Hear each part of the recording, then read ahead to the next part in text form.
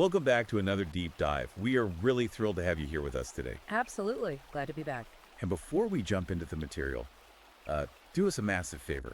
Hit that like button and subscribe to the show right now. It really helps us out. It does. It ensures you never miss one of these deep dives. So today's subject is an ebook that has been making, well, serious waves recently. To put it mildly. Right. It's a text that aims to fundamentally rewire how you understand the history of our institutions, especially before they were, as the author argues, captured by feminists and Marxists. Yeah. If you are interested in the roots of modern systemic issues, this is going to be right up your alley. Definitely. And if you find yourself hooked by the end of our discussion and you want to dig into the source material yourself, you can check out Amazon Kindle and Google Play Books to purchase it. You can also follow the author directly. His handle is @ConradNRiker on Substack. So, the mission of this deep dive today is to provide a comprehensive analysis of this highly controversial 2026 ebook. It's titled Feminism's Trojan Horse: How Female Power Destroys from Within by Conrad Riker. A very provocative title. Very. We are going to meticulously map out the author's philosophical framework, his specific historical claims, and his proposed solutions for the modern man. But before we get into the weeds here, I need to make a very crucial clarification for you, the listener. Yeah, this is important. The source material we're examining today is highly politically charged. I mean, it dives headfirst into intense debates about gender, society, and how our modern institutions, from courts to corporations, were built and potentially captured. Right. So we want to explicitly state that we are not taking sides here. We are not endorsing, nor are we condemning the viewpoints presented in this book. Exactly. Our goal today is just to act as your impartial guides. We are objectively reporting on the ideas and the arguments contained within the original text so you can fully understand the author's perspective. We're just here to look at the architecture of the argument. And the hook of Riker's premise is guaranteed to grab your attention. His core thesis is that modern feminism is not and never was an equality movement. Right, he argues it's something entirely different. He argues that it is a parasitic extraction mechanism, and he claims its roots stretch from the original sin in the Garden of Eden, straight through history, right into the modern corporate HR department. It is a massive historical and ideological timeline he constructs. He doesn't just look at the last 10 years or so. No, he attempts to rewrite the entire historical narrative of gender relations. Okay, let's unpack this, because he literally starts in the Garden of Eden. He does. Riker details what he calls the Edenic pattern. He frames the story of Eve not just as a theological event, but as the very first transaction in human history. According to the text, Eve traded the eternal safety and provision provided by Adam for a vow of hidden knowledge and power from a serpent. And he uses that ancient story as the foundational blueprint for his entire theory. He argues that this Edenic pattern is the eternal temptation to prioritize subversive power over stable protection. It's a heavy framing. It is. And what's fascinating here is how he draws a direct historical line from that original transaction to the 1848 Seneca Falls Convention. Which most of us are taught was the glorious birth of the women's rights movement. Right, the convention where the Declaration of Sentiments was signed. We are usually taught that was the moment women stood up against tyranny. So how does Riker frame it differently for the reader? He argues that the Declaration of Sentiments actually manufactured a grievance by deliberately misrepresenting the past. He focuses heavily on the legal concept of coverture, which was the law of the land back then. Coverture meaning the legal status of a married woman? Exactly. It essentially meant that a woman's legal rights and obligations were subsumed by those of her husband. Modern history views this as pure oppression. Riker, however, points out that under coverture, husbands were legally liable for their wives' actions and debts. A man could literally be thrown into debtor's prison if he couldn't maintain his wife's standard of living. So he's saying it was a system of absolute male liability, not just male authority. Exactly his point. Riker claims the women at Seneca Falls demanded to dismantle that system. They wanted the privileges and autonomy of full citizenship, but without assuming the responsibility. Right, without the corresponding life or death responsibilities that men held, like the military draft or the crushing burden of absolute financial liability. He views it as a demand for power without consequence. That is a total inversion of the standard historical narrative. And from there, he traces the ideological lineage forward. Yeah, he points out that the actual word feminism wasn't coined by a woman. Right, it was coined by a utopian socialist named Charles Fourier in 1837. And he follows this ideology through Friedrich Engels' 1884 work on the family, right up to the critical theory of the Frankfurt School. Let's unpack the Frankfurt School connection, because that term gets thrown around a lot, but Riker uses it very specifically here. The Frankfurt School popularized critical theory in the mid-20th century. Traditional Marxism viewed the world strictly through the lens of class struggle, the wealthy factory owners oppressing the working class. Right. Riker argues that the Frankfurt School took that exact framework of the oppressor versus the oppressed and mapped it directly onto men and women. He actually uses the phrase Marxism with estrogen to describe modern intersectionality. He does. The text argues that the true underlying goal of this ideology has never been equality in the workplace or the voting booth. According to Riker, the objective is to destroy the Western nuclear family unit. His logic is that if you can atomize the citizen and break down the traditional kin group, you can transfer all of that loyalty, dependency, and authority over to a centralized state bureaucracy. So by reframing the family home as a site of oppression, the ideology justifies transferring the role of the provider from the husband to the government. Exactly. Here's where it gets really interesting. If that is his historical framework, that the goal is transferring reliance to the state, how does he see that playing out in our actual day-to-day lives today? This is where he takes aim at modern institutions. Right, starting with the legal system. He outlines a theory that the state has quite literally become a substitute husband. The core insight here is that Riker views the state not as an impartial referee in domestic disputes, but as a financially motivated participant. He claims that family courts act as wealth transfer mechanisms. They fracture the family, and in doing so, they extract resources from men to give to women while taking a cut for the state apparatus. He brings in some very specific fiscal data to back this up too. He points out that men pay approximately 75% of all federal income taxes, while women, as a demographic aggregate, represent a net negative tax contribution over their lifetime. He uses that economic disparity as a massive pillar of his thesis. He frames that data as empirical proof of an extraction mechanism. In his view, men are funding a civilization that is simultaneously being weaponized against them. He claims the government acts as the collection agency, and the family courts serve as the ruthless enforcement mechanism for this ongoing transfer of resources. And then he takes that same analytical lens to the modern workplace, specifically DEI, diversity, equity, and inclusion initiatives. He describes the modern corporate environment using an incredibly provocative term. He calls it Menkampf. It is extremely aggressive rhetoric.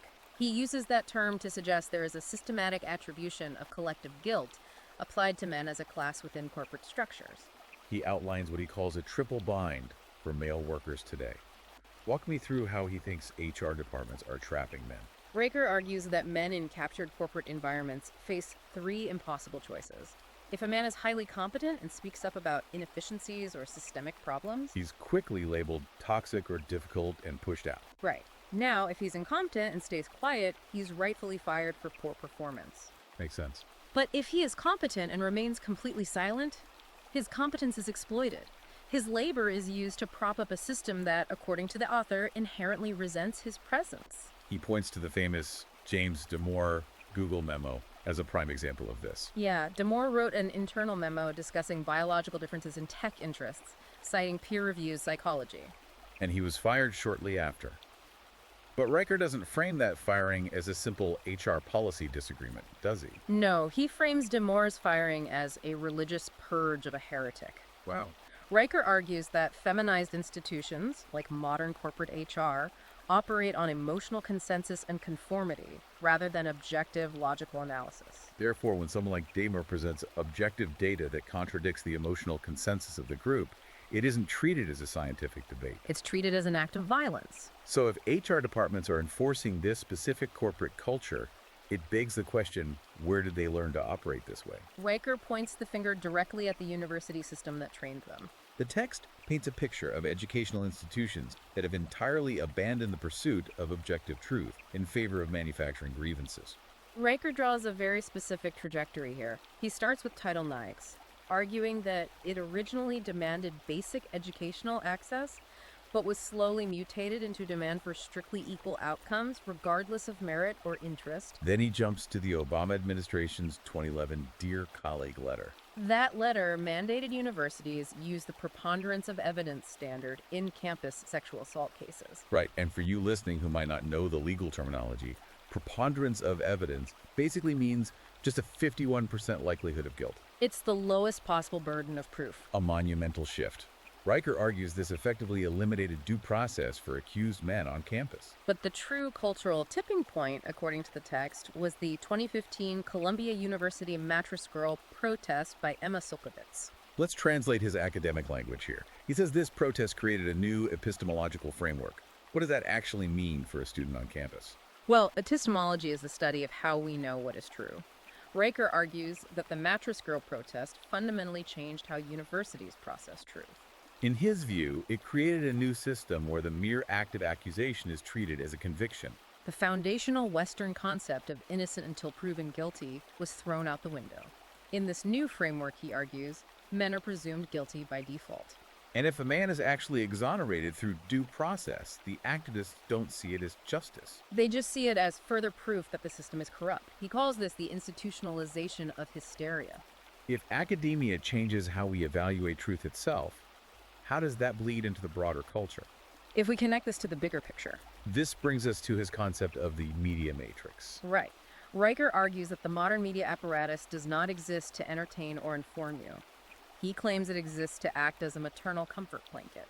He compares Hollywood's modern diversity and representation efforts to Soviet Lysenkoism. Lysenkoism. That was the Soviet agricultural policy under Stalin, right? Where they completely denied basic genetics because the science didn't fit Marxist political ideology. Exactly. Millions of people starved to death because the Soviets forced biological reality to submit to political doctrine. Riker argues Hollywood is doing the exact same thing to culture today. He claims they are denying biological reality and sexual dimorphism to fit feminist ideology. He points to specific modern films like the recent Barbie movie and the live-action Little Mermaid. He doesn't even view these as artistic choices. He calls them compliance documents. He views them as propaganda designed to simulate equal outcomes on a screen without requiring equal effort in reality. He calls this the heroine with 1,000 faces fallacy. The traditional hero's journey requires a man to suffer, fail, rebuild himself, and overcome. Right. But Riker argues the modern heroine's journey in media usually just involves a woman realizing she was inherently flawless and powerful all along. And the only obstacle was the patriarchy holding her back. He argues that the culture industry is deliberately placing women center stage on platforms that were built and are currently maintained entirely by invisible male labor. It's a hallucination sold to the public. But Riker makes a highly controversial pivot here. He pushes his theory past economics and media straight into theology. It is a profound shift in his argument. He links the roots of modern feminism to the occult, specifically the esoteric Luciferianism of figures like Madame Blavatsky in the 19th century. He claims that the modern divine feminine or sacred feminine movement isn't a true spiritual path, but a dangerous regression to pre-civilized paganism. So how does he connect that to the daily lives of men? He argues that the traditional masculine conception of God in the West brought us objective truth, individual rights, and universal blind law. In contrast, he claims this new Mother Nature theology brings a return to emotional reasoning, subjective truth, and tribalism. He posits that this spiritual rebellion against the father archetype is the actual theological engine driving the biased family courts and the HR departments we discussed earlier. It is a total rejection of objective masculine boundaries. And he applies this exact same theological argument to the modern gender debate. We want to impartially report his stance here, as it is a foundational pillar of his thesis. Riker asserts that the exponential rise in transgenderism is a direct, inescapable consequence of feminist ideology, relentlessly deconstructing biological reality. He structures it as a logical syllogism. First, he claims feminism argued for decades that gender is merely a social construct, arbitrarily imposed on biological sex by men. Then he says transgenderism comes along and claims that gender identity is innate, spiritual, and completely overrides biological reality. He points out that these two ideas are inherently contradictory, yet they stem from the exact same desire. The desire to transcend, manipulate, or escape the physical boundaries of the body. He makes an incredibly intense historical comparison here.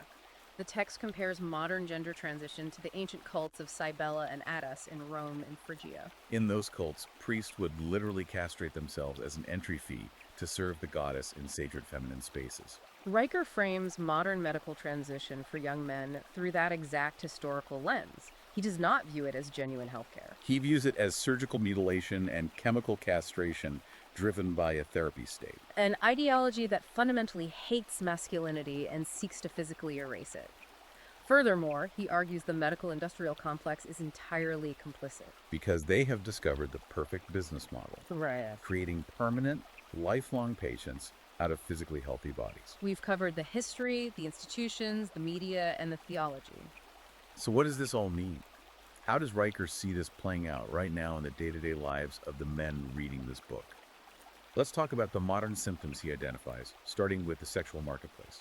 Riker views the modern dating scene as a complete disaster of unchecked digital hypergamy. Hypergamy being the tendency to mate upwards in social or economic status. Right, and he argues that apps like Tinder and what he calls the Instagram to OnlyFans pipeline have weaponized this instinct.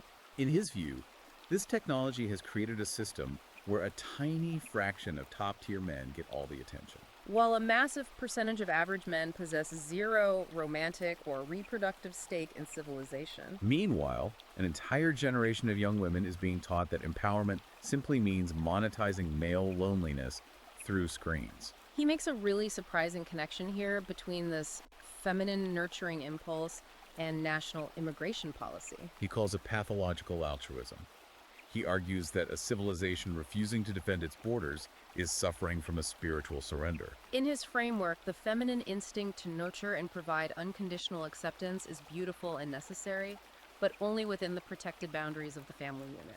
When you apply that maternal instinct to national borders, offering unconditional acceptance to the world without the masculine check of boundary enforcement, discernment, and resource limitation, it ceases to be compassion.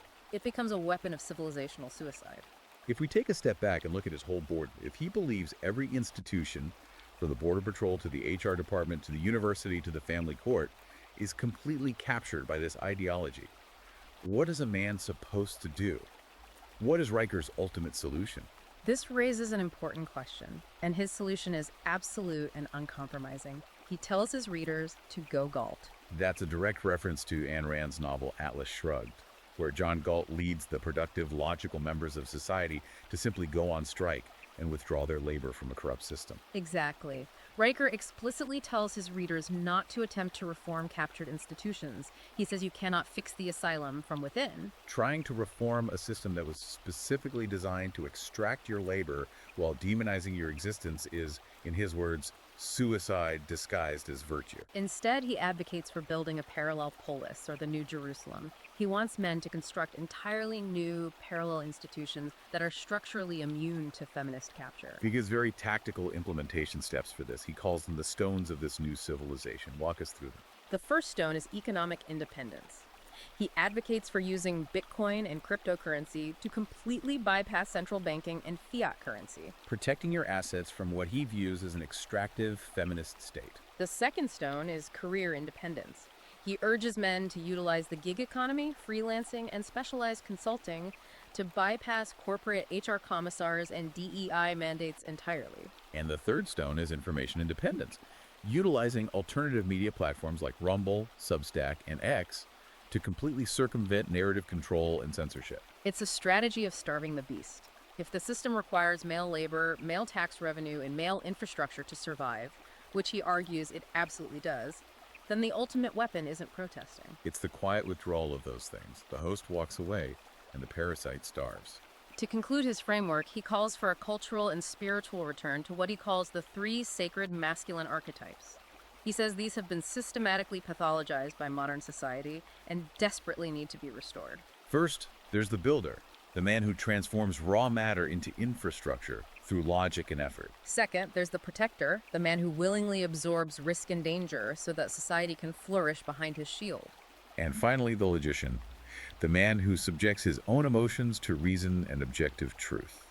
Riker argues that removing these three archetypes from our culture removes the very possibility of civilization itself. It is a massive, sweeping thesis that reinterprets virtually every aspect of modern society through this specific lens of gynocentric capture and masculine withdrawal, which leaves us with a profound final thought to mull over. Right. If we take Riker's proposed solution to its logical conclusion, if this parallel polis is actually achieved, if the builders, the protectors, and the logicians listen to this book and completely withdraw their labor, their taxes, and their participation from mainstream institutions to create a separate digital and economic monastery, what happens to the shared reality of a nation? It's a huge unknown.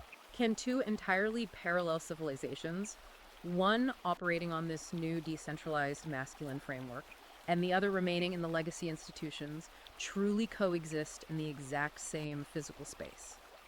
Or does the complete separation of the productive class inevitably lead to a sudden and total collapse of the original societal structure?